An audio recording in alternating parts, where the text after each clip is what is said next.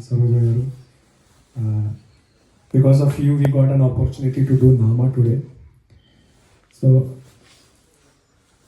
we all belong to Sanatana Dharma, right? So, in Sanatana Dharma, if you look at our the way of life that Sanatana Dharma shows, it's usually divided or at least classified into 4 types. So, when we start, right, so we speak of what are the primary goals is Dharma, Artha, Kama, Moksha is what they primarily define into our life. So when we start, right, there are some things that are do's and don'ts. That is the Dharma that you should follow, Dharma that you should not follow.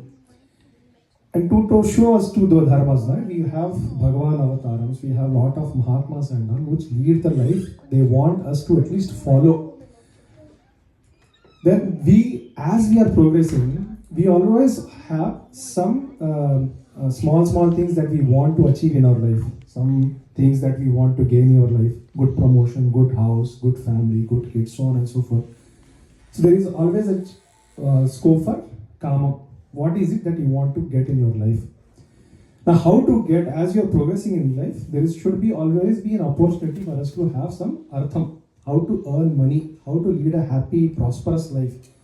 Have some facilities, how to gain all that. And at the end, what we have is something called as the ultimate of all would be moksha.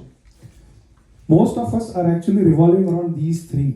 Moksha means itself, it's only by the grace of Bhagavan or by a Mahatma's grace that we attain that even a thought that, this life, the only way to make it sarthakam, to make it successful is by achieving something called as moksha.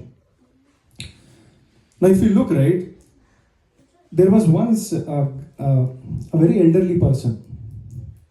He was very aged and all. So this person has struggled immensely his life. When he was a kid and all, he had barely any money left and all. So he really struggled. Somehow or the other, he started as a small business. But again, business itself is very tough. You have to understand what to buy, where to sell, who to have contacts and all. So this person, when he was very young age, he started reaching out to people, building relationships, having an avenue where he can start setting up his business and selling his items. Slowly as he grew up, he got married, he had kids and all. Now he reached at the very fag end of the life. He reached almost 80 years of his life. But since he has spent almost 65-70 of those 80 years in developing business, he is extremely attached to it. No matter what happens, he will never let go of it. He'll stick to it. He's always day to day, he's keeping track. His kids are saying, Father, it's time for you to retire. It's almost 80, fag end of your life. He says, no. I need to know daily accounts. I need to know what is happening, what happened to that transaction, how much we are making, what is the net revenue and all. So kids don't understand because father has to let go, kids has to come step in, they have to take over their business, but father is immensely tied to the business. So they devise a plan. Maybe, we have to show there is something superior to this so that, our father will have some other thing to think about. So they organize Saptaham, they invite people, do 7 weeks. But his father is sitting there, but he is not even focused on it. He is just thinking, what to do. Somebody is giving pravachan, he's just in the middle of a pravachan, he'll get up, he'll call a servant, go inquire what happened to this load, go and inquire what happened to that amount that needs to be paid off and all. Kids are really frustrated, what is this he's doing? So they said, okay, let's take him to Mahatma. So Mahatma did give him Upadesham and all, but his whole focus was not there. The kids were wondering what to do. Mahatma said, the best thing to do is take him to a yatra. Don't go anywhere else, take him to Kashi. So they lead that person and take him to Kashi. So they take him to the darshan of our Kashi Vishwanath. So he has darshan and all, but he's barely focused. His only thing is, why did I come here? To come here took me 2 days, to go back 2 days. We are staying here 2 days, 1 week is waste, 1 week of revenue is gone. So kids are frustrated. They are saying, we are in Kashi. Why are you worrying all this? There is a tatparya why people go to Kashi at the end. They say that if you leave your body in Kashi, Kashi Vishwanath himself will come and do Ramanamam in your ears. That is the moksha. That is lead you to the path, to the greater goal.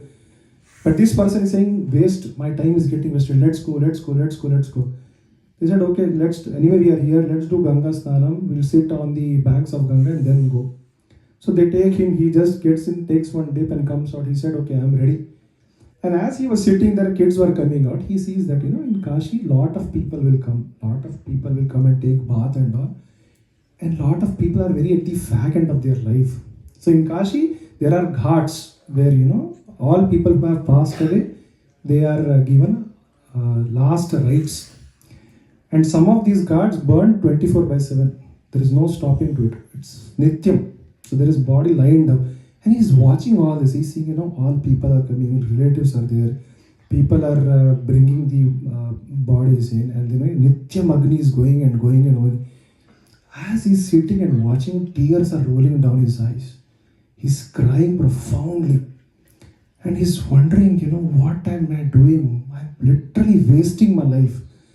Kids who come out of the Ganga, they are noticing the sudden transformation in their father. They see that father's crying profusely. And finally, father may be crying, kids are happy. Because some transformation that we see in the father is happening. This father who has shown absolutely no attachment, nothing towards this life, he's not even concerned about Bhagwan and all. He's showing some kind of reaction when he's seeing the real end of the life. So the youngest son comes to his father, says, Father, why are you crying? I know this is the reality of life, but it's not that it's the end. You still have time. Now it's the time for you to surrender to Bhagwan. Take his grace, achieve his grace, and see, can achieve the end of your tatpar, the real purpose of life. Father looks at his son, he says, all my life, 60, 70 years, I've been running, begging people and all, buy this, all my time has been wasted. Look here, people are ready to come and perform the last rites of these people.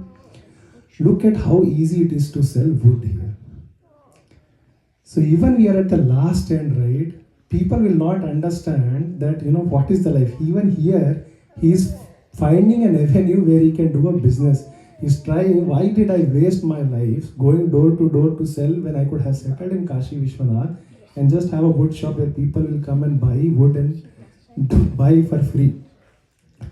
So it's very difficult if we plan our life in India. The proper thought process is we will start to do Bhagavad Kainkaryam or do Bhagavan's puja and all when we reach the retirement age, 60, 70 and all. But if we have not practiced over the 60 years, it's next to impossible that we will do at 60 also. Chance illa. And it's the reality of life.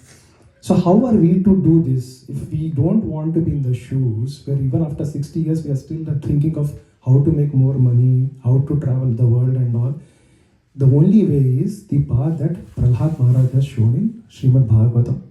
He says the right age to start in Bhagavad Kainkaryam is at the age of 5.